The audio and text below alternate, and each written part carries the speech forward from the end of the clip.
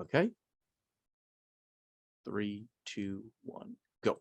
Hello. This is your favorite person from Poland, Ignacy.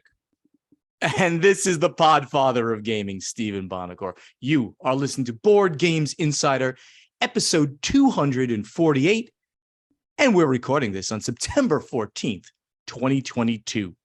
Board Games Insider is a proud member of the Dice Tower Network, and I am here at the Dice Tower Retreat in Miami, Florida, a 200-person or so gathering where you just game. So it's kind of like the gathering of friends that Alan Moon does each year, but just 200 or so people.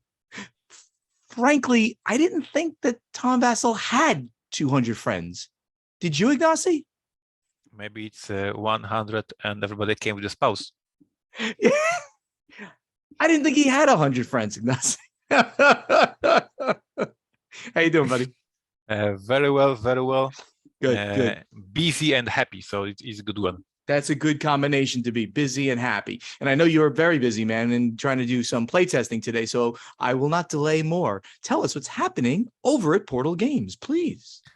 We are playtesting right now. We are in the middle of the playtest, so as soon as I finish recording, I'm going back to the table. But what's happening at Portal Games? Of course, as every single week these days, preparation for Essen, and part of this preparation for Essen, I have a great news for all our listeners.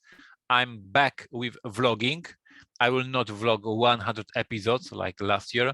I'm doing just a couple of episodes to present you all the new releases for Essen. So if you're eager to know more about 11, more about Wrath of the Lighthouse, more about the Pirates or Basilica, please visit Portal Games YouTube channel. And every single day I'm doing a live stream, talking with fans and presenting them these new items. So this series of videos will take 1 week, every single day one video presenting new releases. So please go YouTube channel Portal Games. Remember, I have two YouTube channels. I have one Polish, one English. Try to watch the English one. The Polish may be too difficult for you. Maybe. And learn about our Essen releases. As you guys know, everything is on pre-order right now. Go to portalgamesus.com and grab and secure these items. A reminder, and this is very important, I was mentioning this on my vlog as well, all the promos and the additional items are only for the Essen. I'm very sorry. I love you all, people in America, in all different countries, but these special items like playing mat for Basilica, they are printed here for the Essen show only. So this one time Europe has this advantage that they will have these amazing goodies for them. And maybe my team will have a chance to somehow bring it to America, but at this point, this super amazing offer with goodies, with playing mats, this is only for Essen Spiel. So please go there and secure your copy before it's too late. 4 products, lots of goodies, lots of good stuff. And in my segment that is what's happening at HQ, exactly what we just discussed, designing. I'm literally all here for all of you who watch YouTube, Steven's Podfather Gaming. This is like all these on my desk, all these printouts of new cases for Detective. Here I have printouts of new cards for a Torgal game. So like I'm checking, reading, testing, a great moment of time. We always mention this in this podcast, that what we are working right now, this is the content that you will see later next year.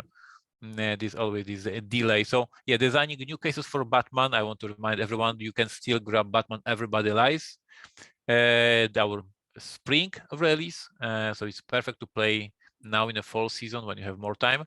And finally, I have the dates. I have the hours of meetup of you with Ignacy and Steven at Portal Games booth. Oh, this is huge. Yes, this is, I double checked. I don't know this yet. We can do it on Saturday, as we promised you last episode. And 11 a.m. is the moment when I have no other meetings and I can focus to just hang out with the fans, have fun. I will have 2 hours, so I guess we will do 1 hour and then we'll probably stay a few more minutes with people. But officially, this is 1 hour from 11 a.m. till midday on Saturday at Essen. And he's already noting it down on the max. So Ignacy is watching this. You guys, if you watch this, I don't have a piece of paper in front of me because I'm at a hotel room. You can see my bed in the corner there. I'm writing it down on my coffee cup of my coffee that I just finished to make sure I know that we're going to meet you guys at Essen on Saturday at 11 to 12, I guess. Yes. All right, 11 And to this 12. The window. I have opened a window between my different meetings. And remember, bring cookies for Ignacy, bring beer to Steven, bring a smile on your face, and just let's hang out and have some fun. They We will don't have a have dedicated. to. They don't have to. We will have a dedicated table for us, so we will have a chance to just sit and, as I said, smile, sign some boxes, maybe make a selfies, etc. So we will be there for at least 1 hour with you guys. That's really cool.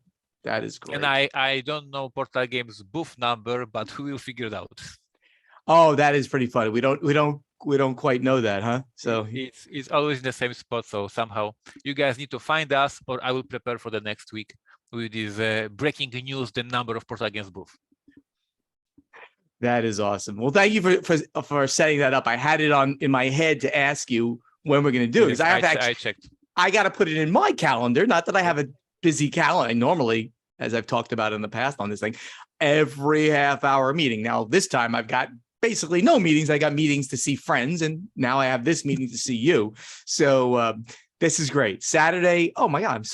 Why am I so excited? But I am. This is going to be really cool because we've never. One more thing, yes, for maybe not all our listeners will be super excited, but I know that some of them will be. I will bring Mary with me. My wife, many of you know her from the conventions. She's so amazing, so much better than me. She's smiling. She's positive force in my family. So it will be me, Mary, and Steven. Is going to be amazing. That will be really cool. Mary is so much nicer and more fun than you. So she will, after we have the meetup, we'll go drink all the beer that I get. That is possible. Because she will drink beer with me. That's great. Well, thank you for organizing that, Ignacy. I mean, obviously not most of the people listening will be there, but anybody who is going to be there, who listens to us, this is a chance to hang out, right? Talk a little bit, get a signature if you're interested in such a thing. I'm going to try to have coasters and things like that if I can. If I can get them printed in time. So hopefully we can see you guys there. That would be wonderful. So what's happening at the Podfather of Gaming? The challenge of the week remains. And this time I'm going to be very specific on what to do. Please check out Podfather the Cruise. Now, this is easy. No, you don't got to go. I want you to go. But check it out. And who knows? Maybe you look at it, you say to your spouse, significant other, hey, we got this thing happen. You want to do it. But this is what you do. It's so easy. Go to tabletop.events.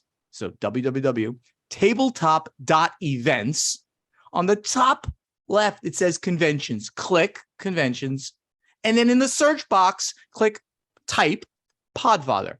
Enter.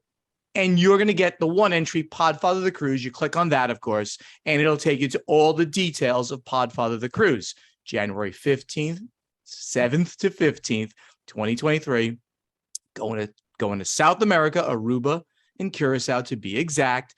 8 nights out of Fort Lauderdale, Florida for charity. Okay, and that's the biggest part of it. We're going to have an amazing time of gaming, of course, but socializing, hanging out, having some beverages with me, but, going on excursions. We're going to focus on the social aspects that are wonderful in a group setting like a cruise. So please, tabletop.events, click on the top convention, search Podfather, and check it out. I just check it out. I ask you that.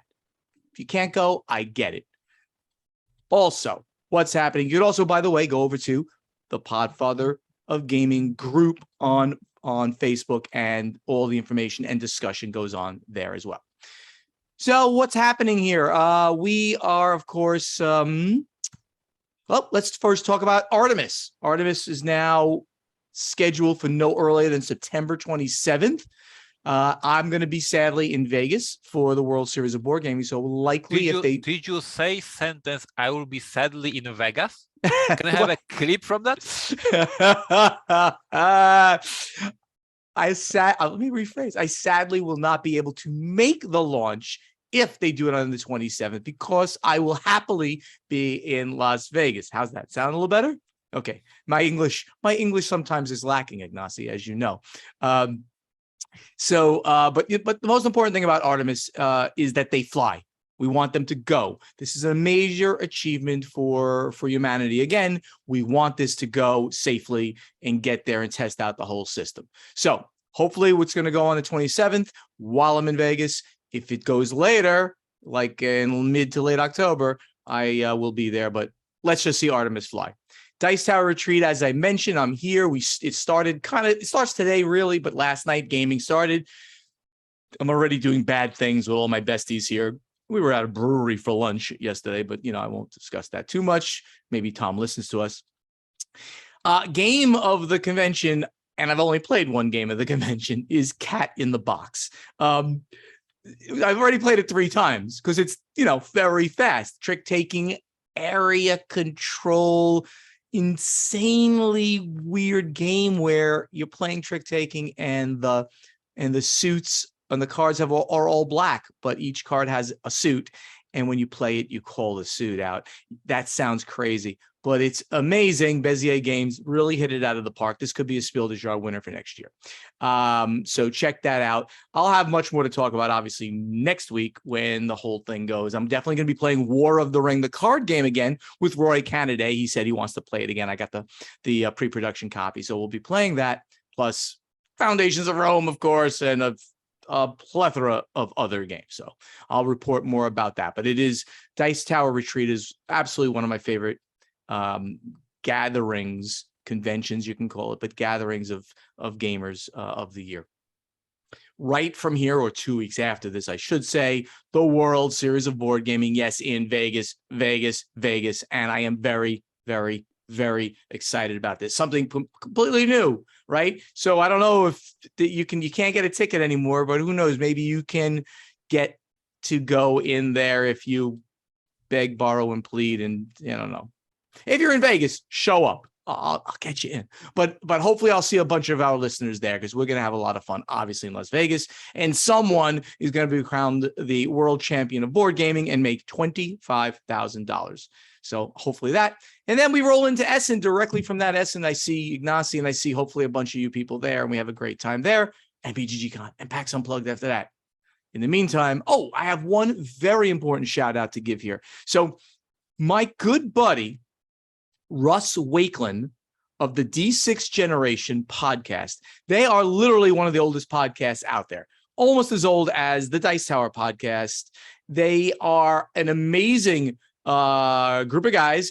At the moment, it's really the two. It's Russ and Craig, who were the original ones on there. But Russ Wakelin went out with a worldwide team of people, and he's designed a game and implemented a game. They're about to hit this thing on GameFound, and I got to give him a shout out because everything he's doing is great. Go on GameFound and check out Grim Dark Dungeon Master. It's by Grim Dark Games. It's their first game, of course. Grim Dark Dungeon Master. And Russ and his team have reimagined the dungeon crawler. I read the rules. They're really interesting. They're tight. They're approachable, and the game doesn't go on for like 5 hours. It's not one of those dungeon crawlers that just are going to drag. You can take it out, set it up, play it in an evening, and play multiple games even in an evening. So it's lighter than the big dungeon crawlers that are out there, but not dumbed down, not to say anything disparaging of like, what's the one by Avalon Hill, the one they just brought back, Hero Quest. Okay, which is kind of a dumbed down family version. This is a gamer's game, but a very approachable, very interesting mechanics. Check out Grim Dark Dungeon Master on GameFound. It hasn't started yet, but you can sign up for the notifications. And by the time you hear this, it'll be about a week, 5 days until it kicks off. And I'll mention it again, of course, after it kicks off. In the meantime, let's get to the event deck. All right, so Ignacy, this is one of those things that when I saw this, I was like, what? We've had so many of those what moments lately.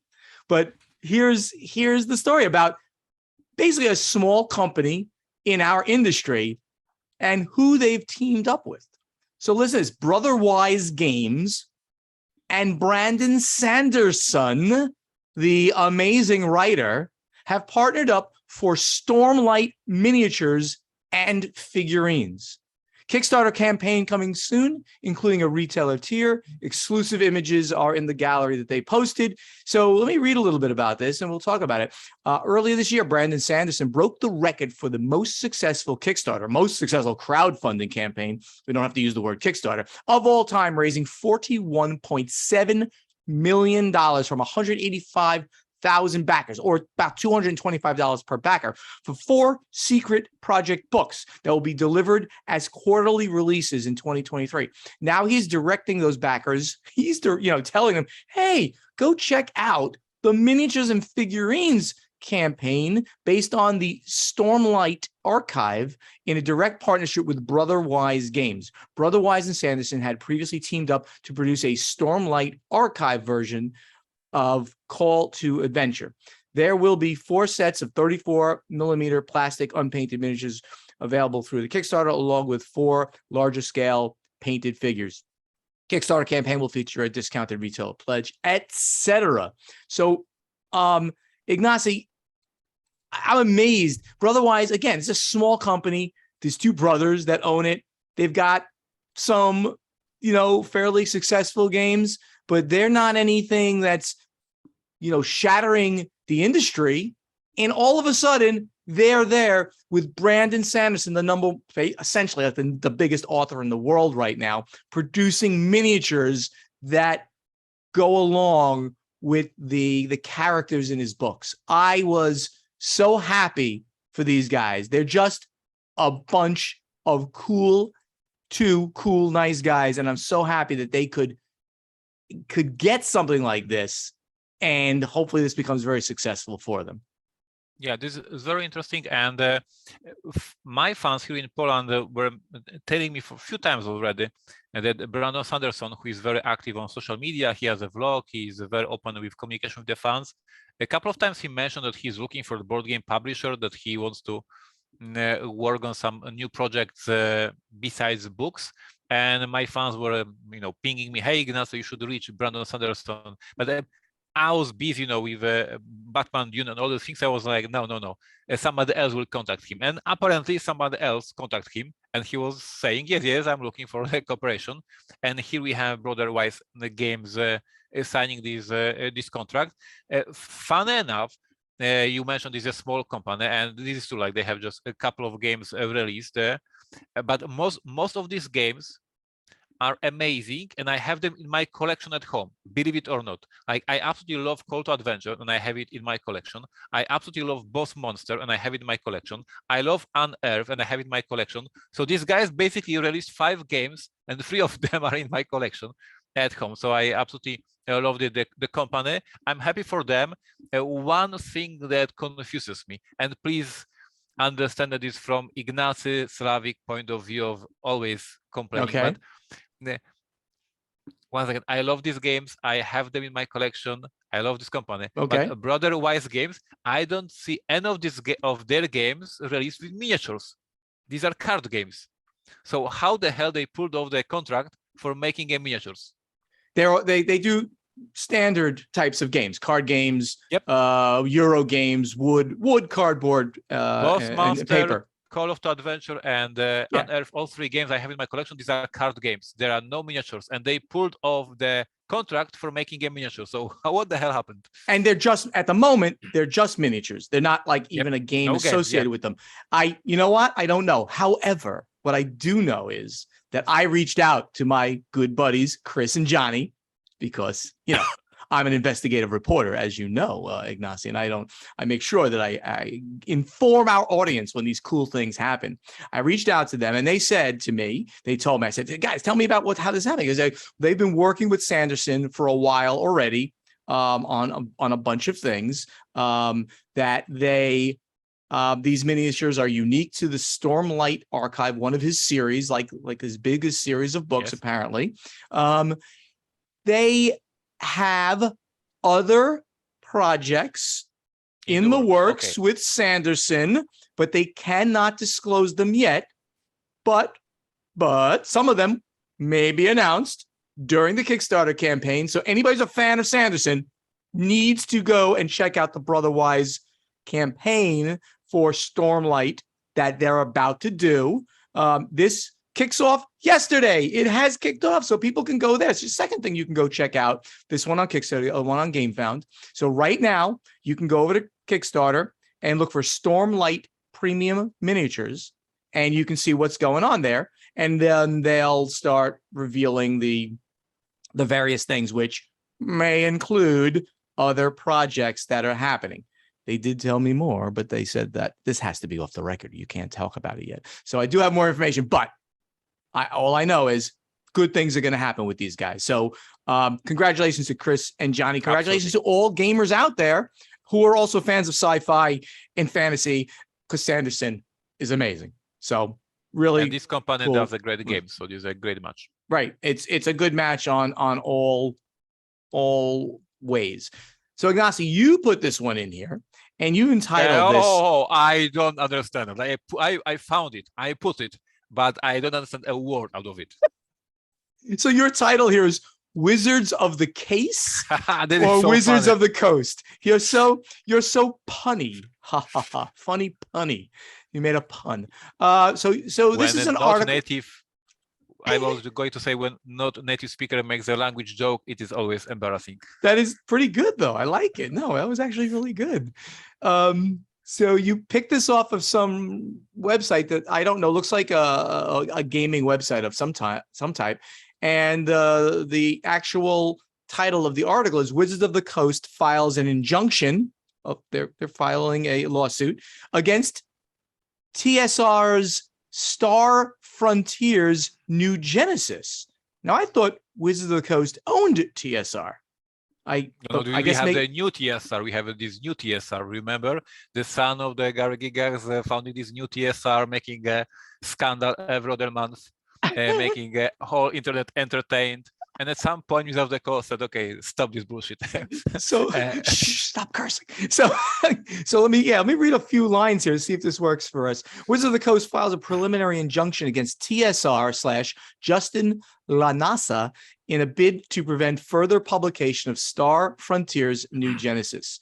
Dungeons & Dragons publisher Wizards of the Coast files a preliminary injunction against TSR LLC in a bid to prevent the release of its upcoming game. Wizards of the Coast motion for preliminary injunction noted for consideration September 30th, 2022. So they're going to be going to court, I guess, then, was filed, because that's not up yet, filed in the United States District Court in Seattle, Washington. The motion was shared on September 9th by Twitter user David Fleur, along with No Hate in Gaming, both of which posed excerpts from the preliminary injunction laying out the specific issues which Wizards of the Coast has cited against TSR, as well as attempts to actively conceal information by the latter.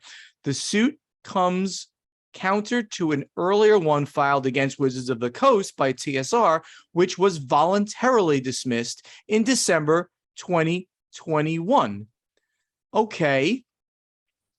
What are they trying to get? They're just trying to get them to stop this game from being published. We don't know much about this game, though. There was a big thing, of course, on Twitter and social media, when some of the parts from the beta testing materials were leaked, and they were leaked, quite controversial. And there was a lot of discussion about these fragments, these part of this game, and now apparently Wizards of the Coast is worried that it will make a bad energy around the European games, about the brand, about the D&D, etc. So they said, please don't do games like that. Wow. I'm gonna go with, this is gonna make for interesting news articles from now into the foreseeable future. How's that? Yep. So I understand even less than you about the whole thing, but I appreciate you bringing it to light, because we'll have to see. And I did, now that the funny thing is, I did see something like on Twitter and people were talking about it, but it looks so complicated that I didn't even get into reading it.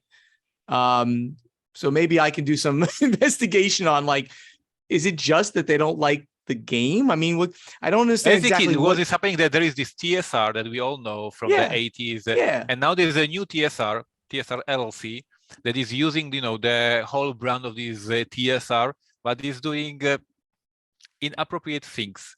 And but what is inappropriate? Are they just calling themselves TSR, which they're allowed to because they have reestablished that name, and they're putting out a game. What is the game inappropriate? Yep. Are they? Yes. Yep. What is it dirty? Is it like a? It has some very racist. Racist? Oh, I didn't. It has racist stuff, as in like human racist stuff. Really? You're not. He's nodding. He's not even talking. Oh my God, that's horrible. Oh, so now we got to all be against these guys. That's terrible. All right. Well, I will go do more research on this. Ignacy doesn't even want to talk about it. I can tell he's all nervous about this, but I'm going to go do a little research just to figure it all out, because obviously that's not something we want to have happen anywhere in our industry, is having people put out any racist comment. So anyway, let's move on, but I will do my own research. Now, Ignacy, the next one you also put out, and I can't even click on the link because I'm not a member of the group, but from what it says here is that there's going to be a game designer boot camp, I guess, game designer camp in Poland. Is that right? Yep. So this is something that was happening for a couple of years already. The designers were meeting together in Poland and doing brainstorming and playtesting each other games and helping each other. This is how, for instance, the game Gutenberg was, these designers of Gutenberg met this designer camp, working with different designers, playtesting the game, finding the publisher, and then Portal Games did the game in America. So it has some tradition, it has some history in Poland. And this year, the organizers are inviting designers from different countries in Europe and different publishers, like to make this event even better and bigger. So here below, you can see what they are saying. If you scroll down below the link. I am there. So you can read it with better English, but basically what you will tell our listeners, if you're a designer or if you're a publisher, and if you want to take a part in the industry event in a beautiful location in Poland and spend a weekend playtesting games and networking, this might be the idea for you. So it's in Poznan? Very close to the Poznan, yes. And what is what is that near Krakow? No, this is the west of Poland. So if you're living in Germany, it is very close to you. Okay. Like what's the closest major city? Poznan is one of the biggest cities in Poland. So this is the major city. Yes. Oh, okay. And do you know people who are running this? They are my not too friendly competitor, Rebel / Asmodee Poland. Oh, so I do know them. Do you think they want a very special guest of honor to come? I don't know. I prefer to invite you to my headquarters. Okay, I like that one. So you could invite me to your convention, and I could do that without a doubt. I did love my time in Poland in 2019. It was great. So this is really cool. So if anybody's in Poland or in Germany in that general area, right, they can go there for a 4-day designer camp. It sounds great. October 27th through 30th, a couple of weeks after Essen. Check it out. Yes. It's 190 euros to get in, but that includes accommodations, food, lectures, t-shirt, testing. So that's a bargain. That's a $200, a little under. Yep. And you can find more. Yes, you can find more at Designer Camp on Facebook group. You can just click to join the group, and you will know all the details. Right. So that's Designer Camp on Facebook. You click and you have to join the group. That's why I couldn't take a look, because I'm not a member. Maybe I'll become a member. Maybe I'll show up. You never know. That's all the news today. Let's get over to strategy and tactics. Okay, Ignacy, I got two songs I'm going to sing a little bit of, and you got to tell me why I'm singing these two songs. Oye, como va, sentito. Next one. This is Santana. I got a black magic woman. This is Santana. So who's the first question from? Carlos Santana Carlos Santana, himself. the great singer-songwriter, and I don't think he sung his songs, but the great musician, one of the greatest guitar players of all time, is a listener. Carlos Santana has put a question in. No, it's probably not the same Carlos Santana, but thank you, Carlos Santana. You gave me a chance to do a little bit of singing for your namesake's music. One of my favorites of all time. Amazing. So he's S. Carlos 805. I think the real Carlos Santana, the musician, is S. Carlos 801. So that's why they're different. Okay. I would like to ask each of you, what is the most blinged out game that is in your collection currently? I'm very happy that I made this joke. I don't know why. It's making me extremely happy right now. So, Ignacy, what is your most blinged out game? That would be Arkham Horror, the card game. It's just the cards, but I put so many additional components, and I have a special dedicated suitcase, and I have a special box for the tokens, and each token is in a small plastic container that is used in regular life for the coins. Like if you are a collector of the coins, you keep your coins in a container. So I have my tokens in those coins. I have a special cloth bag, like my copy of Arkham Horror LCG, just a card game, but it looks like a Kickstarter version, very expensive one. So I spend a lot of time playing this game, and it's a very thematic game. This is a Call of Cthulhu, obviously. So I put a lot of effort to make it like an experience. Each time I play this game, I have a great experience. I dim my lights, I put amazing music, and I have this amazing component. So Arkham Horror is my most blinked game. Okay, so mine is obviously War of the Ring Collector's Edition. Now, of course, that comes blinged out. I didn't do too much extra blinging, but I did do some. I had a cool guy online made me a the One Ring dice tray. So it looks like the One Ring. It's about 6 inches in diameter, and you can roll dice in it. I got miniature strongholds and cities that you put all over the board when I play it. So it looks really cool like that. Another thing I'm gonna do, and I just keep forgetting to do, is another company on Etsy sells the mountain ranges for Middle Earth. So you could go out and you buy the mountain ranges and you put those on the board. So now, it's actually sometimes hard on the board to see where the mountains are. You can't move. So now they'll stand up. It'll look so amazing. So by far the most blinged out. And then I took that huge wooden book that the collector's edition comes in. That is the box for it. It's a book that opens up, and it's wood. I took that, I put it on an artist's easel, a wooden easel, and it sits proudly in my game room, which is also my dining room. So it looks amazing there. So by far, that's it. Mark P, who's Mepper. I can't do any songs for Mepper. I'm sorry. Hobby board games. This is Mark K. It could be Mark Knopfler, but Mark P. Oh, okay. We we can start doing more of this. He asks, hobby board games fared very well during the pandemic because so many people couldn't do many other activities.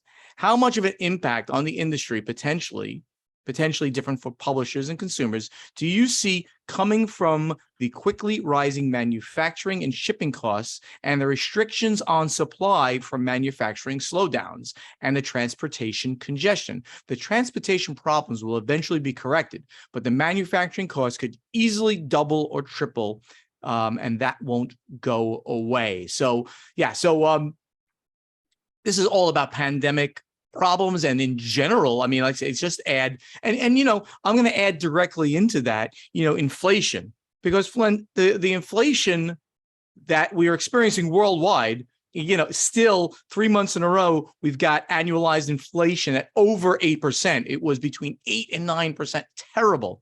That is really bad for an economy, really bad for consumers, really bad for everybody.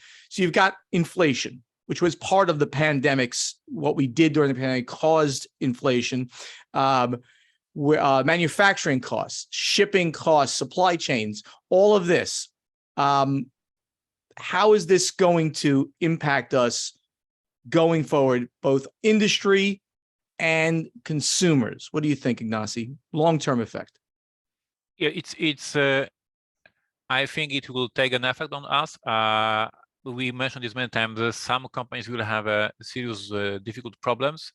Hopefully we'll all survive, but it will be difficult especially for some of the companies that run Kickstarters, changing of the cost of the production from the point when they gathered money to the point when they have to pay invoice for the final production. The same for the shipping. We already see this on a Kickstarter sphere that many companies are asking for help from the backers to get more money.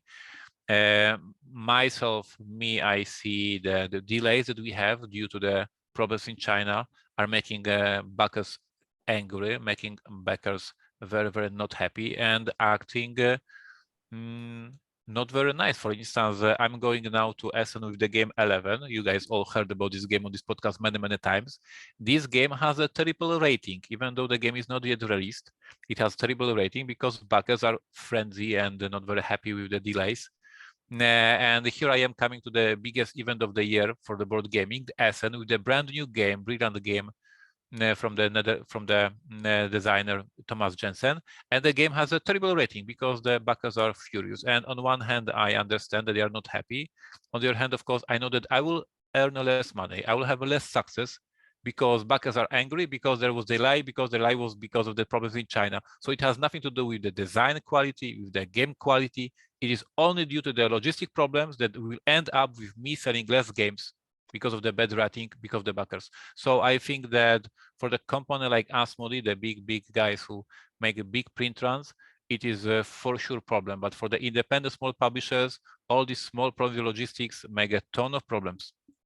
Yeah, I mean, that's a very interesting part that you're mentioning. That's not even directly, it's not even part of the question, but you brought up an issue where since these other problems have occurred, all of a sudden there are going to be gamers that just get so upset with you, with a publisher, that they then take it out on you by rating a game poorly, even though they haven't seen the game.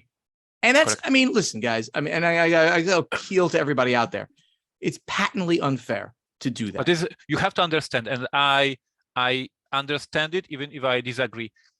So many people don't trust us publisher. They think that, I don't know what they think, but they don't believe that when we post a pop update or when we discuss in a podcast and we do interviews and we talk about these delays in China, they think, no, it is your fault. It is publisher's fault.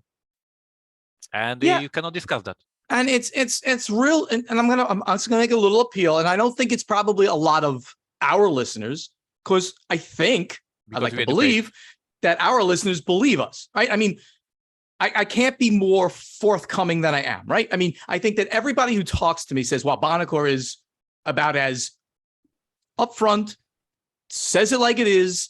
If he likes something, he says it. If he doesn't like something, he might temper it. You know, I don't talk down about people's games. That's kind of a thing I just don't do because it's not cool to do that, you know, for an ex-publisher to say that game sucks, right? I'm not going to do that. But I'm very, very forward and I tell people how it is. So I'm going to try to tell your friends, it's patently unfair for somebody to just simply say, oh, I'm going to rate that game a 1 because it was delayed in getting here. Guys, think about what you're doing to somebody like Ignacy, like any other publisher. You're hurting their business. And that's just going to hurt you in the future because if they can't produce more games and good games and other things, it's going to hurt you. You're not going to get games. So don't do that. I mean, if the game is bad when you get it, you will have time to do it. Every right to rate it a 1 or whatever you rate it. You rate it as badly as you like, but don't do it on spite. If you believe things, if you can look at us and say, yeah, okay, you guys are telling the truth. And we are. We're giving you the facts. We're not ever lying to you. We're trying to give you everything we can. The delays are global. It's just that you don't see it as much with, like, I don't know, a product on Amazon because they've got so much power to get stuff to you, right? But there's also things that we don't even discuss because on one hand, we cannot be that transparent. On the other hand, we don't want to just complain and tell how terrible it is. Why are you publisher if there's so many complaints, right? So we don't talk everything. But once again, example from this week. You remember last week I gave an example when there was a question what is the most stressful thing? And I said that every single day something happened. So update 7 days later. We are 1 week later. What happened? I'll tell you what happened.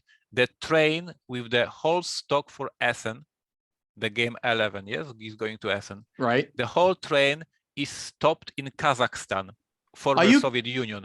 Are you kidding me? As for today, I have no 11 for Essen. Like my whole team is now right now crazy fighting to get this train moving. And we are dealing with all these problems to deliver these games, to bring these games to the customer, to make it happen. And then I go to Board Game Geek and I see some dude that gives us a 1 because he's so frustrated. So it's difficult. So to answer this question, I believe that, and I know it, we as a smaller publishers, as independent publishers, are really losing money through all the delays, all the changes in the pricing. And it is very difficult for us. And some companies will go out of the business. Some will just grow and develop slower. And yeah, it's a difficult time, basically. And on that very sad negative note, but you can help us get past it. Let's get over to play testing. All right, Ignacy. So last week, you had a question, I think, right? There was so many answers, 27 answers. Once again we find a good question for you guys. So Ignacy, the question was, do you read rule books or are you a parasite and make your gaming friends do it for you? Are there any compensation in your group for teaching the game, like they get +1 victory point or a free cookie? So Ignacy, which are your favorite answers that you got? I would like to give a shout out to Walter Stupkin. He wrote, I read the rulebook, play a round or two controlling the minimum number of players the game allows. I think I played Terraforming Mars twice through as 2-player before I brought it to my group to play. I heard about a couple of people like that, doing like that. This is insane. I want to applaud for your effort, that you want to teach the game to your group in the most smooth way. So you are playing it solo, so you understand everything, and then you can present the game in the best way possible. I applaud to Walter and everybody else who do that. I'm not doing that. I'm always messing loose when I teach the game for the first time. So Walter, you are a golden example of the board gamer. I wanted also to give a shout out to Alexander. He said, I hate reading rule books. This is my guy. To me, it feels like the worst way to learn the game. But he said, the usual reward for teaching the game is the first player token. But in all honesty, my gaming group shows respect to anyone who volunteers to explain the rules for the whole crowd. So this is exactly, once again, guys, if somebody takes the effort to read the rules, to teach you the rules, be respectful and thank them. I see so many situations, and I guess you all know that sometimes we just get fooling around, making jokes, and the guy is trying to explain the rules, and we ask him stupid questions and making fun of him. This is so unfair. Like, he's putting the effort, and you are making fun. So sometimes it happens, like a table chemistry, and we all are just making fun. But sometimes, like, hey guys, he's trying his best. Shut up and let him teach the game. It's one of my biggest pet peeves when someone's trying to teach you the game. And it happens to me on those rare occasions when I'm teaching the game that they're just like, because they're making fun of me as I go along. Yes. And I'm like, guys, I'm trying. Chill out. Let me do this. And then you make fun of me all you want the whole game. Yeah. So I'm going to pick, because I'm a parasite. We talked about this. I'm the parasite guy. I mean, I don't want to read the rules, and I got friends to read rules, used to anyway. I'm not good at them really. And once I learn a game cold, I'm very good at teaching it. But when I don't, I just don't like getting to the point in most games. So I don't do it. So I'm going to give the biggest shout out to the people that said, I am the teacher. So Peter Haraldson, he said that I am often the teacher in my game group, and I like to read rule books. Good on you. Sometimes assisted by a tutorial video or similar. Unfortunately, no compensation is given for this. Rather the opposite. If I win the game, I just taught it's bad teacher if he wins the game. I think I have to work for a change regarding that. Like, he likes cookies, so he's going to go for cookies. Matthew, who's Octavian, he's Board Game Geeks moderator of the forums. And thank you, Matthew, for being such a great moderator, Octavian. I love reading rules and watching the occasional watch it played video if the rules aren't enough, and working out the best way to convey it to all the table full of new players. Teaching people games is one of my greatest joys in the hobby. And I've played games with Matthew. And I got to say, Matthew, you are a great person to play with. You're always so energetic and fun. Thank you for that. And thank you for being a great teacher as well. And Sarah Reed, who is one of our most avid fans on the show. She watches the podcast on my YouTube channel. She's always posting after every episode. Thank you so much. I need to be the one to read the rule books because I learn best through reading. The great news is my husband is an auditory learner due to his vision disabilities, so it works very well for us to learn new games together. I read out loud, and we both learn in the best way for each of us. How great is that? We never ever learn a new game with friends. It's always been a disastrous failure. So we only play the games with friends that we've fully learned the rules to. I mean, I think that's a really good way of doing it too, Ignacy, right? If you internalize it to the extent that you can from just the rule book and moving pieces around, and especially if you have a partner to do it with, right? Her and her husband, and they learn in different ways, they learn it together, then they've got it, they teach it. That's the best of all. Thank you, everybody who contributed to this and all the other 20 plus people that we didn't mention. We really appreciate the interaction. I've been really enjoying the play testing questions that we're doing week after week. Okay, for this week, it's Steven's question.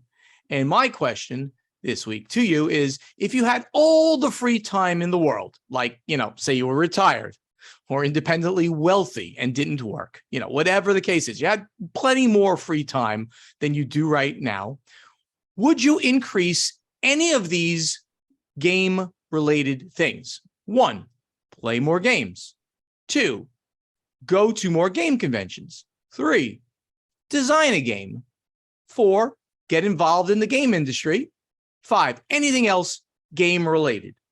Or do you think you do enough gaming and you would just add other types of hobbies to the things that you do with your free time? Ignacy, if you were retired, like Bonacor, or independently wealthy, which you kind of are, do you think you'd do more in the game industry or more gaming related stuff? I see what Ignacy's writing, like something else, like run for the president of Gamma. Like probably he's trying to say that's me. No, we're not going to put that there. I'm erasing that from the show notes. Ignacy, believe it or not, I would play more games. Like we work in the industry.